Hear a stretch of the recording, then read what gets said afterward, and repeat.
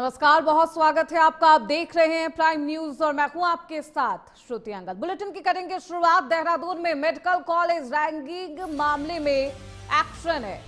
Ragging मामले में action लिया जा रहा है। रैगिंग के आरोप में हॉस्टल से निकाले गए हैं छात्र। 2 छात्रों को हॉस्टल से निष्कासित किया गया है। एंटी रैगिंग कमेटी कर रही है इस पूरे मामले की जांच। कमेटी आज दे सकती है अपनी फाइनल रिपोर्ट और इस पूरे मामले पर लगातार जांच कमेटी लोगों से भी पूछताछ कर रही है। कॉलेज प्रबंधन से भी बातचीत की गई है। मेडिकल कॉलेज रैगिंग मामले में एक्शन लगातार जारी है। रैगिंग के आरोप में हॉस्टल से कई छात्रों को निकाला गया है। 2 छात्रों को हॉस्टल से निष्कासित किया गया है। एंटी रैगिंग कमेटी इस पूरे मामले की जांच कर रही है। कमेटी आज दे सकती है अपनी final report. Anti ragging committee को इस पूरे मामले पर गठित किया गया था और आज इंतजार है फाइनल रिपोर्ट का। फाइनल रिपोर्ट में क्या कुछ खुलासे होते हैं देखना बेहद महत्वपूर्ण होगा। रैगिंग के आरोप में हॉस्टल से 2 छात्रों को निष्कासित किया गया है। कई छात्रों से पूछताछ की गई है। हमारे साथ हमारे सहयोगी रजनीश दीक्षित इस खबर पर ज्यादा जानकारी के साथ देहरादून से जुड़ चुके हैं। रजनीश, क्या कुछ है ये पूरा मामला और अभी तक जांच में क्या कुछ खुलासे हुए हैं? देखो श्रुति अंगद, मैं आपको बताऊं, ये जो पूरा मामला है ये देहरादून मेडिकल कॉलेज का एक गंभीर मामला है जो रैगिंग से जुड़ा हुआ है। आपको बताएं, सुप्रीम कोर्ट की सख्त गाइडलाइन है कि रैगिंग किसी भी चीज नहीं होगी। उसके बावजूद भी यहाँ के जो एमबीबीएस के सीनियर छात्र हैं 4th ईयर के, उन लोगों ने जूनियर छात्र के साथ न सिर्फ रैगिंग की बल्कि उसकी बेल्टों से पिटाई की। और आलम यहाँ तक भी नहीं थमा उनकी रैगिंग का, जो बेल्टों से पिटाई की उसके बाद उसके बाल भी काटे गए। आपको बताएं, ये घटना है 12 जनवरी की छुट्टी। उसके बाद छात्र ने इसकी बकायदा लिखित वार्डन से शिकायत की। जब तक कोई कार्रवाई नहीं हुई तो छात्र सहमा हुआ था। फिर दून मेडिकल कॉलेज का जो प्रिंसिपल है उनके पास जाता है और सारी बातें लिखित में देता है कि उसके साथ रैगिंग हुई, उसकी पिटाई की गई, उसके बाल काटे गए। उसके बाद इस मामले में एक्शन लिया जाता है। 2 छात्र जो आरोपी हैं जिन्होंने उनको हॉस्टल से निष्कासित किया जा चुका है। बहरहाल इस पूरे प्रकरण में एंटी रैगिंग कमेटी पूरी जांच कर रही है। आज वो अपनी जांच रिपोर्ट सौंपेगी। इसके बाद जो प्रिंसिपल का कहना है दून मेडिकल कॉलेज के कि इस रिपोर्ट के आधार पर आगे की कार्रवाई की जाएगी। उम्मीद ये जताई जा रही है कि जो किसी लोग हैं बेहद प्रतिष्ठित कॉलेज है रजनीश, और ऐसे मामले पर कॉलेज प्रबंधन की तरफ से भी एक्शन लिया जाता है।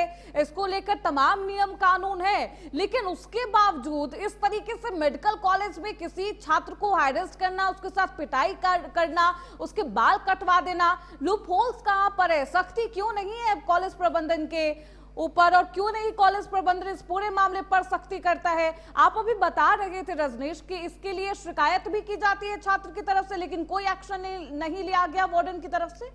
रजनीश, देखिए क्योंकि इसमें सीधे जिम्मेदार जो अस्पताल प्रशासन है दून मेडिकल कॉलेज का, वो दोषी है। पहले कार्रवाई तो वार्डन के खिलाफ भी होनी चाहिए। जब पीड़ित छात्र ने उनको लिखित में शिकायत दी तो क्यों नहीं उस पर कार्रवाई की गई त्वरित? क्यों उसको इंतजार किया गया? उसके बाद जब वो छात्र जाता है प्रधानाचार्य के पास और उससे अपनी रैगिंग की शिकायत करता है, तब हरकत में आता है दून मेडिकल कॉलेज का एडमिनिस्ट्रेशन और उसके बाद यहाँ पर मामला तूल पकड़ता नजर आता है। आपको बताएं कि स्वास्थ्य मंत्री धन सिंह रावत, उनका बयान भी आया है। उन्होंने कहा है कि सख्त कार्रवाई की जाएगी जिन लोगों ने भी रैगिंग की है। तो बहरहाल इस पूरे प्रकरण में कहीं ना कहीं सवालिया निशान में है दून मेडिकल कॉलेज का एडमिनिस्ट्रेशन, जिसकी लापरवाही की वजह से छात्र इतना मंगल हो गया कि जूनियर छात्र के साथ ना सिर्फ रैगिंग की हुई है बल्कि उसकी पिटाई भी की। ये बहुत ही गंभीर मामला है। ऐसे में कई घटनाएं होती हैं। मनोदशा इस छात्र की क्या होती है जिसके साथ रैगिंग होती है, जिसका हैरेसमेंट होता है। तो एक ऐसी नजीर पेश करने की जरूरत है जिस नजीर से आने वाले और को एक मैसेज मिले और जो रैगिंग पे जो कड़ी कार्रवाई जो सुप्रीम कोर्ट की गाइडलाइन है उसका पालन यहाँ पर स्थिति होना चाहिए। बहरहाल एंटी रैगिंग कमेटी की आज रिपोर्ट सौंपी जाएगी, जिसके बाद कहा जा रहा है फाइनल रिपोर्ट सौंपी जानी है। रजनीश, क्या कुछ खुलासे होंगे देखना बेहद महत्वपूर्ण होगा। अब बने रहिए रजनीश, आगे भी आपका रुख करेंगे। खबरों बढ़ते हैं आगे। किच्छा में एमएलए तिलक राज के बेटे पर हमला किया गया है। 3 बाइक सवार बदमाशों ने हमला किया है। गंभीर रूप से विधायक के बेटे घायल हैं। एमएलए के बेटे सौरभ अस्पताल में किए गए हैं भर्ती। सीसीटीवी की मदद से आरोपियों की तलाश में पुलिस प्रशासन जुटा हुआ है। उत्तराखंड के किच्छा से कांग्रेस के विधायक तिलक राज के छोटे बेटे सौरभ पर देर शाम जानलेवा हमला किया गया है, जो कि रुद्रपुर के आवास विकास क्षेत्र में 3 नकाबपोश बाइक सवार बदमाशों ने अचानक हमला कर दिया। उनके साथ मारपीट की गई है। सौरभ गंभीर रूप से घायल बताए जा रहे हैं। उन्हें तुरंत रुद्रपुर के प्राइवेट हॉस्पिटल में भर्ती कराया गया है। वहीं पुलिस घटनास्थल पर पहुंची है। सीसीटीवी फुटेज खंगाली जा रही है। एमएलए तिलक राज के बेटे हैं और इस पूरे घटना को लेकर एमएलए की तरफ से बयान भी सामने आया। उन्होंने कहा है कि पुलिस जल्द से जल्द आरोपियों को गिरफ्तार करे। उन्होंने भरोसा भी जताया है कि आरोपी की गिरफ्तारी जल्द से जल्द पुलिस प्रशासन कर लेगा। सौरभ कहीं उधर से निकला है और 3 लड़के थे, जो उसका कहना है एक मोटरसाइकिल चला रहा था, 2 लोगों ने मुंह हाथ बांधे हुए थे। उन्होंने गिरा गिरा के मारा और उसके बावजूद ये चिल्लाता रहा और अकेला था और वो पीट पाट के चले गए। अब कैमरों में पता चलेगा। मैंने ही पुलिस को सूचना दी, जैसे मुझे पता चला मैंने कोतवाल को फोन मिलाया, राजीव कैंप एसओ को, और ये लोग आए हैं सारे लोग। और अभी तो उसका ट्रीटमेंट चल रहा है। उल्टियां वगैरह, चोट कमर पे मारी है, हाथ का भी एक्सरे होगा तो पता चलेगा। गुम चोटें ज्यादा है। तो हमारे साथ हमारे सहयोगी रजनीश दीक्षित लगातार बने हुए हैं। रजनीश, क्या कुछ है पूरा मामला? पुलिस प्रशासन की तरफ से क्या कुछ अभी तक कार्रवाई की गई है? देखिए किसी अंदर मैं आपको बताऊंगी कि किच्छा से कांग्रेस विधायक हैं तिलक राज बेहड़, उनका बेटा है सौरभ बेहड़। वो कह रहा था अपने आवाज से पुलिस चौकी की ओर, तभी रास्ते में 3 बाइक सवार और उसको रोकते हैं और नकाबपोश बदमाश होते हैं, लाठी डंडों से उसकी बुरी तरीके से पिटाई करते हैं। जानलेवा हमला होता है, किसी तरीके से उसकी जान बचती है। उसके बाद उसको आनंद फानंद में वरिष्ठ चिकित्सा के लिए सरकारी अस्पताल भर्ती कराया जाता है, जहाँ से उसकी गंभीर हालत को देखते हुए उसको हायर सेंटर के लिए भेजते हैं। तो फिर प्राइवेट हॉस्पिटल में उसको एडमिट कराया गया, जहाँ अभी भी उसकी हालत जो है वो गंभीर बताई जा रही है। आपको बताएं, ये 3 बदमाश थे जो बाइक पर आते हैं और अंधाधुंध लाठी डंडों से उसे पीटने लगते हैं। आपको बताएं, इस पूरे प्रकरण मुख्यमंत्री दुष्कर सिंह झांसी ने भी कहीं से वार्ता की है विधायक के साथ और उससे कहा है कि इसकी सरकार हमलावरों के किसी की सूरत हाल में बच्चे के लिए कड़ी कार्रवाई होगी और पुलिस को भी इंस्ट्रक्शन दिया कि जल्द से जल्द जो भी हमलावर है और क्या उनका मोटिव था और क्यों उन्होंने हमला किया, उनको अरेस्ट किया जाए, इस पूरे प्रकरण का पटाक्षेप किया जाए और कार्रवाई कड़ी से कड़ी इसमें सुनिश्चित की जाए। ऐसा सीएम पुष्कर सिंह धामी ने इंस्ट्रक्शन भी दिए हैं। विधायक से फोन पे वार्ता भी की है। और आपको बताएं, इस घटना ने पूरे इलाके में रोष है। विधायक के बेटे पे जानलेवा हमला, ये कहीं ना कहीं एक बड़ी साजिश है जिसको लेकर पुलिस अभी खुलासा करेगी। बिल्कुल, इस पूरे मामले पर रजनीश, पुलिस प्रशासन तो जांच कर रहा है, लेकिन एक बेहद अहम सवाल ये है कि अभी एमएलए के बेटे की हालत क्या बताई जा रही है? क्या पुलिस प्रशासन ने विधायक के बेटे से बातचीत की है? किसी तरीके की रंजिश का क्या ये पूरा मामला बताया जा रहा है? किसी के ऊपर संदेह, शक? रजनीश, जो अभी तक ढूंढ एफआईआर नहीं दर्ज कराई गई है, इनका अज्ञात हमलावरों के खिलाफ एफआईआर दर्ज कराई गई, मुकदमा पुलिस ने दर्ज कर लिया है। आपको बताएं, जो सौरभ बेहड़ हैं, जो घायल हैं गंभीर रूप से, उन्होंने बताया कि बाइक पर 3 हमलावर आए थे, वो उनको नहीं पहचानते। और दूसरी बात ये कि दोनों हमलावर नकाबपोश थे, तो जाहिर सी बात है उनकी पहचान वो नहीं कर पाए। लेकिन अब इसको जोड़ा जा रहा है, पुलिस को जोड़ के पड़ताल कर रही है कि क्या ये घटना रंजिशन हुई है या क्या इसके पीछे का उद्देश्य है, ये सब पता किया जा रहा है। बहरहाल सीसीटीवी फुटेज के आधार पर खंगालने का और कड़ी जोड़ने का काम पुलिस कर रही है। ये हमलावर कौन थे, कहाँ से आए, यही सारी तफ्तीश जो है पुलिस की जुटी हुई है। आगे इस पूरे मामले पर क्या खुलासे होंगे, देखना बेहद महत्वपूर्ण होगा। बहुत शुक्रिया रजनीश आपका इन तमाम जानकारियों के लिए। खबरों बढ़ते आगे, मध्य प्रदेश के से कांग्रेस विधायक फूल सिंह ने एक बेहद शर्मनाक बयान दिया था। उत्तराखंड की सियासत में भी उस बयान को लेकर बवाल है। विधायक बैरैया ने दुष्कर्म जैसे जघन्य अपराध की जाति और धर्म से उसे जोड़ते हुए बेहद आपत्तिजनक टिप्पणी की थी, जिससे देवभूमि की महिलाएं और बीजेपी कार्यकर्ताओं में भारी आक्रोश है। बीजेपी प्रवक्ता कमलेश रमन ने कांग्रेस पर बेहद तीखा हमला बोला है और उन्होंने कहा कि उनकी मानसिकता पूरी तरह दिवालिया हो चुकी है। बीजेपी ने राहुल गांधी से इस मामले में हस्तक्षेप कर सार्वजनिक माफी मांगने की मांग भी की है।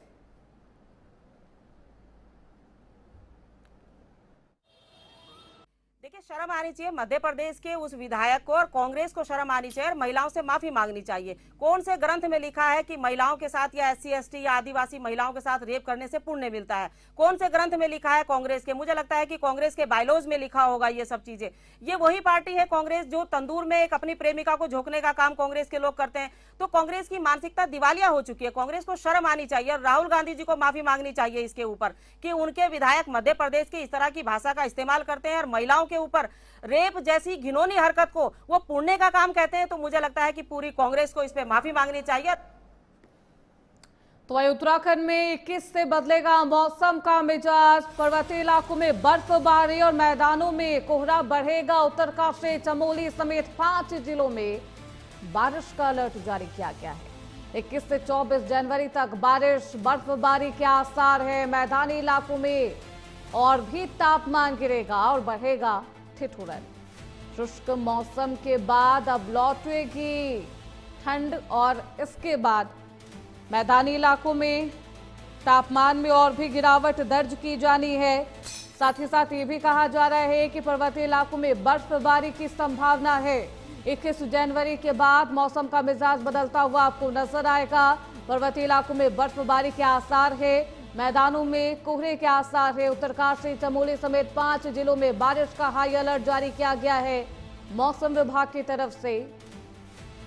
21 से 24 जनवरी तक मौसम विभाग की तरफ से ये मौसम को लेकर हाई अलर्ट जारी किया गया है।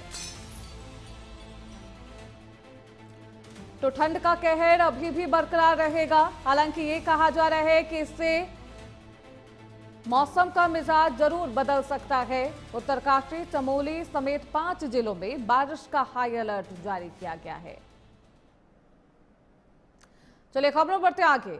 मसूरी में दिखा है स्विट्जरलैंड जैसा एक बेहद अद्भुत नजारा। तस्वीरें आपको दिखाएंगे। आसमान में उभरी कुदरती लकीर, विंटर लाइन, और ये तस्वीर आपकी टीवी स्क्रीन पर है। दुनिया में सिर्फ 2 जगह दिखता है ये मंजर। विंटर लाइन देखने यहाँ पर पर्यटकों का सैलाब है। सूरज ढलते ही पीली रोशनी से नहाया है आसमान और बेहद अद्भुत तस्वीर आपकी टीवी स्क्रीन पर है। मसूरी इन दिनों स्विट्जरलैंड जैसा एहसास करा रही। शाम ढलते ही दून घाटी के आसमान में एक लंबी जादुई पीली रेखा उभरती है जिसे विंटर लाइन कहा जाता है। और इस अद्भुत तस्वीर को, दृश्य को देखने के लिए पर्यटक लगातार यहां पर पहुंच रहे हैं।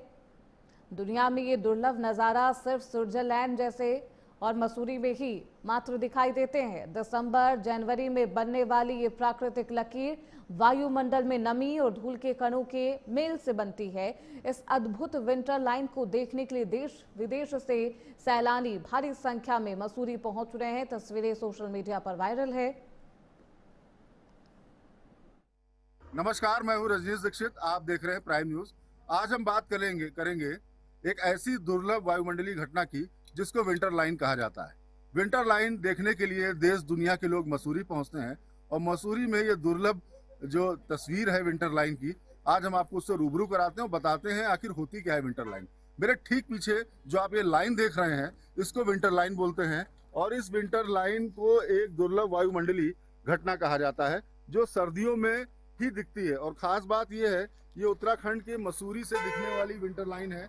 इसे सूर्यास्त के समय ही आसमान में जो आपको चमकदार ये जो लाइन दिख रही है, इसे क्षैतिज पट्टी बन जाती है जो असल में दिखाई देती है और इसी को कहा जाता है फॉल्स हॉरिजोन। ये फॉल्स हॉरिजोन है जिस हॉरिजोन से ये जो लाइन बनती है ये सर्दियों में ही बनती है और ये आकाश में होने वाली वायुमंडलीय घटना है जिसको बहुत ही मनोरम दृश्य माना जाता है और देश दुनिया के तमाम पर्यटक यहाँ आते हैं और इस विंटर लाइन को देखने के लिए, इसको अपनी आंखों में समाने के लिए, इस मनोरम दृश्य को यहाँ पर आते हैं। ये जो आप देख रहे हैं सामने, ये जो क्षैतिज बना हुआ आपको नजर आता है, इसे विंटर लाइन कहते हैं। ये हर साल एक प्राकृतिक घटना है जिसको देखने भारत लोग आते हैं। आपको बताएं कि विंटर लाइन एक ऐसी बारीक सी लाइन है जो हॉरिजॉन्टली आपको दिखेगी। ये बिल्कुल सीध में अगर आप देखें, जहाँ पर कलर्स आपको समझ में आ रहे हैं उस कलर्स के देखेंगे बिल्कुल सीधी रेखा। और हम अपने कैमरा पर्सन्स कहेंगे कि थोड़ा सा जूम करके दिखाएं और इस जूमिंग में आपको विंटर लाइन को बहुत और करीब से देखने का मौका मिलेगा। ये प्रकृति का बहुत ही दुर्लभ नज़ारा है जो सिर्फ सर्दियों के मौसम में ही आपको देखने को मिलता है। तापमान में तेज अंतर होता है और भौगोलिक संरचना जैसे कि पहाड़ियों की वजह से वो दिखाई देती है, जो अत्यंत सुंदर और अद्भुत बनती है। विंटर लाइन देखने का सही समय ये नए साल जनवरी और दिसंबर में बताया जाता है। और आपको बताएं कि विंटर लाइन महोत्सव का आयोजन भी उत्तराखंड में किया जाता है। और ये जो विंटर लाइन कार्निवाल है ये मसूरी में हो चुका है, लेकिन अभी भी देश दुनिया से यहाँ लोग पहुँचते हैं और विंटर लाइन देखना चाहते हैं। तो आपने देखा ये जो खूबसूरत नज़ारा है, ये जो विंटर लाइन का, ये हमारे ठीक पीछे हमने आपको एलैबोरेट करके समझाया और दिखाया। ये दुर्लभ वायुमंडलीय घटना है जिसको देखने के लिए देश दुनिया के पर्यटक यहाँ पहुँचते हैं। और विंटर लाइन देखने में जितनी मनोरम लगती है, इसका दृश्य हर कोई व्यक्ति अपने जहनियात में कैद करना चाहता है। कैमन प्रभात कुमार के साथ मैं रजनीश दीक्षित, प्राइम न्यूज, देहरादून। तो वहीं उत्तराखंड में बीजेपी के दिग्गज नेताओं को काले झंडे दिखाए जाने के बाद अब जुबानी जंग तेज हो गई है। पहले कैबिनेट मंत्री गणेश जोशी और अब बीजेपी प्रदेश अध्यक्ष महेंद्र भट्ट के विरोध को बीजेपी ने कांग्रेस की सोची समझी साजिश बताया है। बीजेपी प्रदेश मीडिया प्रभारी मनवीर चौहान ने कहा है कि जन जन की सरकार, जन जन के द्वार अभियान को मिल रहे अपार जन समर्थन से कांग्रेस बौखला गई है। उन्होंने आरोप लगाया है कि लोकतंत्र को बचाने के पीछे कांग्रेस प्रदेश का माहौल खराब करना और अराजकता फैलाना कांग्रेस पार्टी चाहती है। देखिए, मुझे लगता है कांग्रेस पार्टी पूरी तरह से बौखलाई हुई है। जिस प्रकार से जनता पार्टी की सरकार के द्वारा प्रदेश के विकास के लिए और जन जन की सरकार, जनता जन जन के द्वार करके जो कार्यक्रम चलाए जा रहे हैं, उसको लेकर के कांग्रेस बौखलाहट में है। जनता का अपार समर्थन मिल रहा है। लगभग 3.5-4 लाख लोगों ने करीब अभी जन जन के द्वार वाले कार्यक्रम में आम जनता ने प्रतिभाग किया है। उस कारण कांग्रेस कहीं ना कहीं बौखलाहट में है और इस तरह से हमारे नेताओं के, माननीय मंत्रीगणों का वो विरोध कर रहे हैं। और देखिए, लोकतंत्र में विरोध करना सबका अधिकार है, लेकिन इस तरह से कार्यक्रमों में विरोध करना और रास्ता रोक करके माननीय मंत्रीगणों का और हमारे नेताओं का रास्ता रोक कर विरोध करना, ये बिल्कुल लोकतंत्र के खिलाफ है। चलिए खबरों बढ़ते आगे। देहरादून में ऋषिकेश वन भूमि से जुड़ी बेहद अहम खबर। 20 फरवरी को होगा केस की अगली सुनवाई, 20 फरवरी को होगी। वन भूमि मामले में जमकर हंगामा हुआ था। सुप्रीम कोर्ट ने वन विभाग पर तल्ख टिप्पणी की थी। अदालत में स्पष्ट करना होगा। सुप्रीम कोर्ट ने साफ तौर पर ये वर्डिक्ट दिया है। इतने बड़े स्तर पर अतिक्रमण कैसे हुआ, इस खबर पर ज्यादा जानकारी के साथ हमारे सहयोगी रजनीश हमारे साथ फोन लाइन पर जुड़ चुके हैं। रजनीश, क्या कुछ मामला है? सुप्रीम कोर्ट ने क्या कुछ वर्डिक्ट दिया है?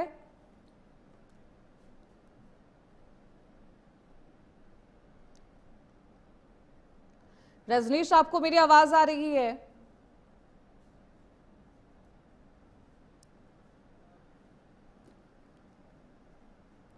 इस पूरे मामले पर विवाद है। हालांकि सुप्रीम कोर्ट में बेहद अहम सुनवाई 20 फरवरी को होनी है। खबरों बढ़ते हैं आगे। उत्तरकाशी के जंगलों में आग ने भयंकर रूप धारण कर लिया है। इस दौरान गंगा और यमुना घाटी के इलाके जलकर राख हो गए और आग की लपटें यमुनोत्री हाईवे तक पहुंच गई है, जिससे धारासू बैंड के पास भारी तबाही है और जिला मुख्यालय धुएं की गहरी चादर में लिपटा है। बता दें कि वन्य जीव और वन संपदा खतरे में है और आग के इस तांडव से जनजीवन पूरी तरीके से अस्त व्यस्त हो गया है। तस्वीरें आपको दिखा रहे हैं।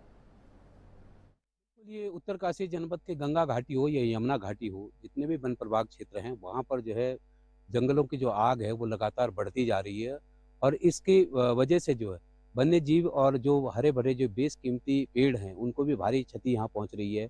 और जो मौसम की मार है वो इतनी ज़बरदस्त हो गई है कि अभी तक जो है उत्तरकाशी के ऊपरी हिस्सों में जो है बर्फबारी हो जानी चाहिए थी, निचले हिस्सों में बारिश हो जानी चाहिए थी।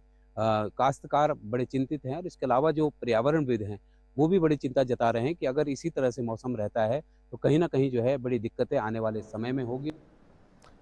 तो खबरों बढ़ते आगे। रामनगर में बाघ ने व्यक्ति को अपना निवाला बनाया है। जंगल में खींचकर बाघ ले गया है। जंगल में मिला है व्यक्ति का अधखाया शव। इलाके में दहशत का माहौल है। और इस पूरे 1 महीने में चौथी मौत है। सर्च ऑपरेशन के दौरान शत विशत शव मिला है। बाघ के हमले से कॉर्बेट क्षेत्र में हलचल है, दहशत में है लोग। वन विभाग ने हाई अलर्ट जारी किया है। कुछ महिलाएं जंगल से लकड़ी लेके आ रही थी, तो उन्होंने वन विभाग की टीम को सूचना दी कि वहां पर कुछ कपड़े और जूते पड़े हुए हैं। तो हमने टीम को निर्देश दिया कि वहां पर सघन कॉम्बिंग की जाए और जांच की जाए क्या प्रकरण है। तो टीम के द्वारा बताया गया कि वहां पर कपड़े पड़े हुए और टाइगर के पगमार्क वहां पर मौजूद थे। तो टीम के द्वारा रात को सघन कॉम्बिंग की गई, तो लेकिन वहां पर कुछ मिला नहीं। तो अत्यधिक अंधेरा होने के कारण टीम रात को वापस आ गई। टीम को निर्देश दिया गया कि सुबह क्षेत्र में जाकर के सघन कॉम्बिंग की जाए। तो टीम के द्वारा सुबह सघन कॉम्बिंग की गई। वहां पर टाइगर के पगमार्क्स, स्कैट्स मिले। तो कुछ दूरी तक जाने पर वहां पर अध खाया हुआ सर बरामद हुआ। फिलहाल उत्तराखंड स्पीकिंग में बस इतना ही। देखते रहिए प्राइम न्यूज।